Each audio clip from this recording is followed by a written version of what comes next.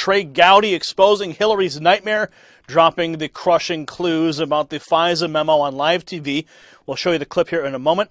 Joshua Kaplan for the Gateway Pundit giving us the background, reporting that in a must-see interview with Fox News Sunday just this weekend, Representative Trey Gowdy hinted, by way of asking a series of rhetorical questions to host Christopher Wallace, that the FISA abuse memo will expose Hillary Clinton and the Democratic National Committee's true role in obtaining the Steele dossier. Watch this.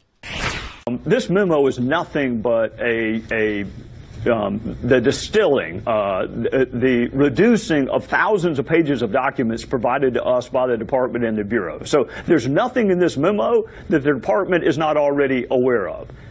If you think your viewers want to know whether or not the dossier was used in court proceedings, whether or not it was vetted before it was used, whether or not it's ever been vetted, if you are interested in who paid for the dossier, if you're interested in Christopher Steele's relationship with Hillary Clinton and the Democrat National Committee, then yes, you'll want the memo to come out. If you're Adam Schiff, who is consistently wrong when it comes to issues of disclosure, he didn't want us to find out any of this information, Chris.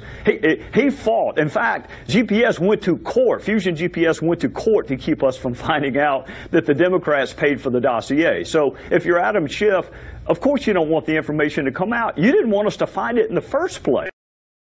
This memo answers what I think are really legitimate questions, and I do think the FBI should look at it before it is released, and I have provided that counsel to Chairman Nunes, and I think that he has taken that under advisement. So I want to play face-up poker. I want the Bureau to know everything that's in the memo. I think you'll be surprised. It is not a hit piece on the department and the FBI. I would not have participated in it if that's what it was. Trey Gowdy owning it like a boss. Yes, Trey, we the American people are interested in who paid for the dossier and in Christopher Steele's relationship with Hillary Clinton and the Democratic National Committee. So yes, of course, we want the memo to come out. We can't wait, and we're so happy to find out that the Intelligence Committee voted on it today. Oh yes, and now it's on President Trump's desk like a boss, and American people are going to see it. Now, on how many times am I going to say like a boss today? I don't know. In a tweet on Sunday, Ross noted that Gowdy's cryptic question about whether or not the dossier's primary source was motivated to keep presumably Trump from being elected president of the United States. Oh, look at the two of them there. Chuck Ross, Gowdy gives strong clues as to what's in the FISA abuse memo. Not that we don't already have an idea what's in it. Also makes his cryptic remark in an interview with Chris Wallace. Do you want to know whether or not he said he'd do anything to keep that candidate from becoming president? Wow.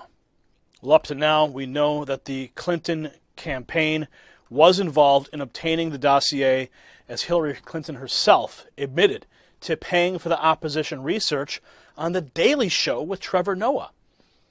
The New York Post's Paul Sperry, he also reported this week that Clinton had contractual control. We reported on that fact just last week over how the dossier was actually disseminated.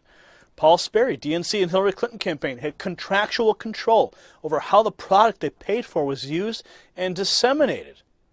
That means Simpson and Steele had to first consult with Clinton campaign lawyers before taking the dossier to the FBI and to the media.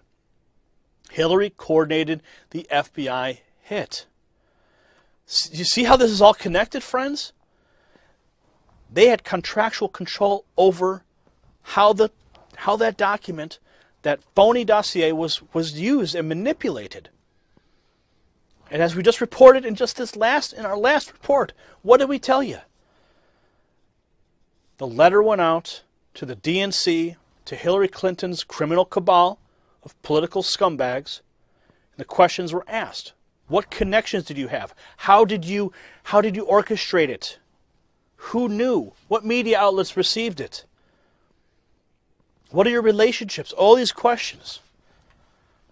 And this is only confirmed through this contractual control statement from Paul Sperry. Now, Gowdy's statements now come on the heels of the Senate Judiciary Chairman Chuck Grassley and Senator Lindsey Graham's sending letter to Democrat operatives demanding information regarding their connection to the former British spy and dossier author Christopher Steele. My friends, things are brewing right now. This is the hottest news in Washington. The rats are jumping off the ship. They are resigning. Heads are going to roll. The document is about to be released. Tomorrow night, the president gives the State of the Union address. What is he going to say? What is he going to say?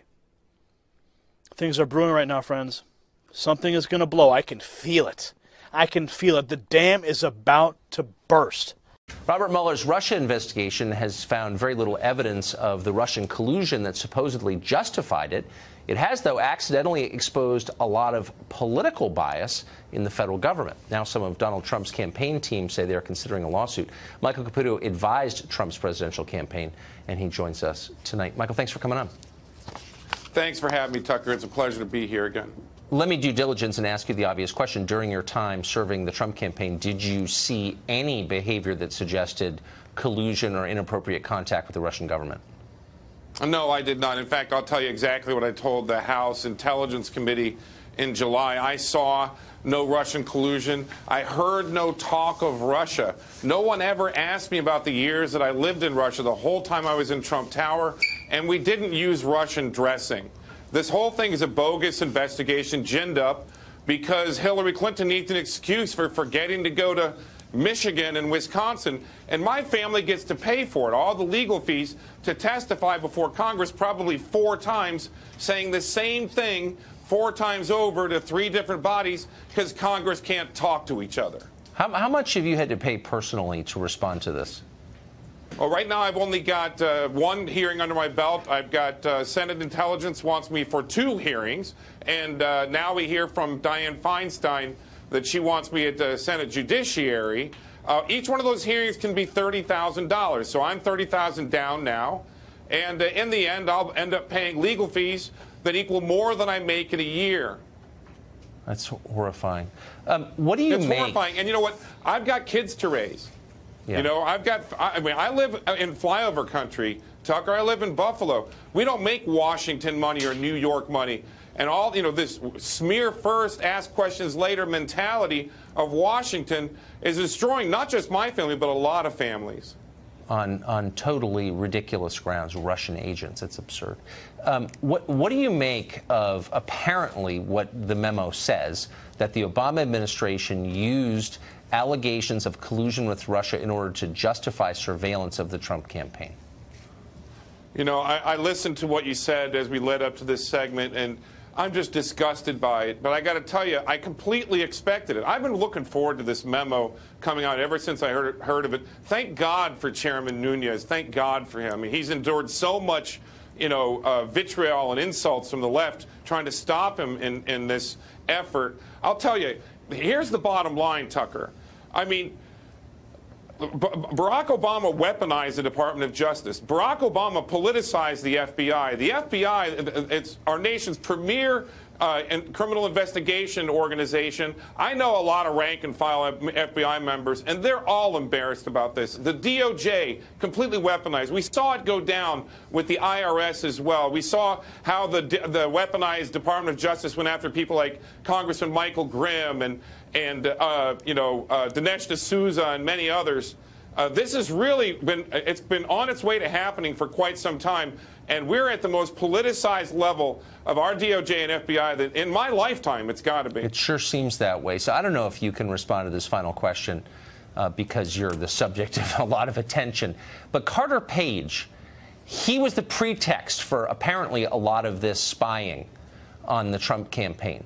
I've just only seen him during his MSNBC interviews. He doesn't look to me like a very credible Russian agent. Did you ever see any indication that he was speaking to the Russians, that he was speaking in Russian, had a shortwave radio in his attic? I mean, was there anything about Carter Page that made you think he was a mole? No, in fact, we never saw Carter Page in Trump Tower. He was like George Papadopoulos, a member of a rarely meeting policy committee, volunteers who would come in for 1 meeting a month. I mean, Carter Page, I mean, he's legit, you know, knows about Russia. People in Russia know him. He was in business there. And I see him on television. I see him walking away from these inquiries on the Hill. I got to tell you, at first I was kind of, you know, palms up about the guy. But now I feel really bad for him. And now that I'm hearing about this memo, I feel really angry for him. Well, he said today to one of our producers here at Fox News that he welcomes the release of the memo. I bet he does. But thanks, I bet Michael he Caputo. does. And I'll tell you what, if anybody needs to get some justice out of this, it's guys like Carter Page. I agree. I think he's been shafted. Great to see you tonight. Thank you. Thanks, Tucker.